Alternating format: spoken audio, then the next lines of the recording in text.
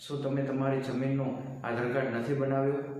તો ઝડપથી તમે આ કામગીરી પૂરી કરી લેજો, નહીંતર તમારી જે સરકારી યોજનાના લાભો મળતા બંધ થઈ જશે અને સાથે 2000 PM કિસાન યોજનાનો 2000 રૂપિયાનો જે હપ્તો નાખવામાં આવે છે એ પણ બંધ થઈ જશે. 25 તારીખની મુદત આપવામાં આવી છે. 25 તારીખ સુધીમાં જે 2000 રૂપિયાનો હપ્તાનો લાભ લે છે એ ખેડૂતોએ આ કામગીરી ઝડપથી પૂરી કરવાની રહેશે અને જે લાભ નથી મળતો હોય એ 31 નવેમ્બર સુધીમાં કામગીરી પૂરી કરવા માટેનું સૂચન કરવામાં આવેલું છે. નમસ્કાર, આપની સાથે હું પાર્થ વેલાણી.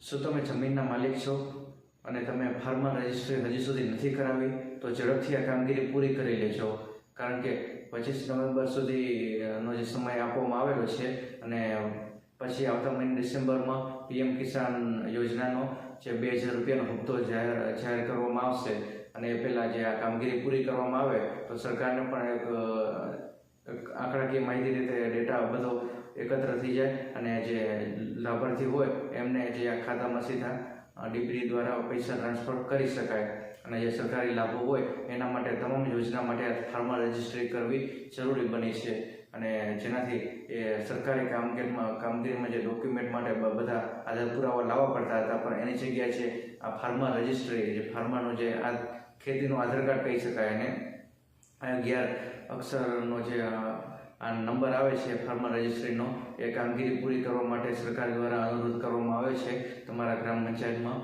VCE મારફતે તમે આ કામગીરી કરી શકો છો અથવા તમે ફોનમાં પણ તમે આ કામગીરી તમે કરી શકો છો. ઓનલાઈન પણ અવેલેબલ છે. તો ઝડપથી આ કામગીરી પૂરી કરી ના હોય તો ઝડપથી આ કામગીરી પૂરી કરી લેજો, કારણ કે તમારે જે પાક ધિરાણ ઉપાડવાનું હોય અને કંઈક તમારે CCમાં જે યાર્ડમાં જે સરકારમાં જે માલ નાખવાનો હોય, જે કુચકો માસ સેલમાં, તો એમાં પણ તમે આ કાર્ડ તમારું હોય એ ઉપયોગી બનશે અને આ બધા જરૂરી ડોક્યુમેન્ટ બધા લેવા માટે ઝંઝટમાંથી છુટકારો હવે મળશે, કારણ કે સરકાર હવે બધું ડિજિટલ કરી રહી છે. બધી વસ્તુ આધાર કાર્ડ સાથે લિંક કરી રહી છે. તો તમારી જમીનના 7 બાર 8 એ પણ જમીન સાથે લિંક કરી દેશે, જેનાથી સરકારને પણ ખબર પડશે કે કોને કેટલી જમીન ધરાવે છે અને બધો ડેટા એમની પાસે રહેશે અને જે આપણે સરકારી કામગીરીમાં બધી મુશ્કેલી પડતી હતી એ પણ હવે ઝડપથી થશે, કારણ કે બધું આધાર કાર્ડ સાથે લિંક થઈ ગયું છે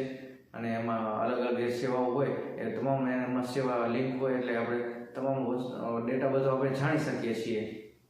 તો 25 નવેમ્બરનો જે સમય છે તો ઝડપથી ખેડૂત મિત્રોએ કામગીરી પૂરી કરી લેવી.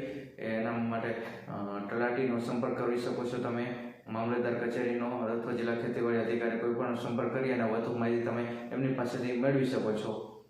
નમસ્કાર.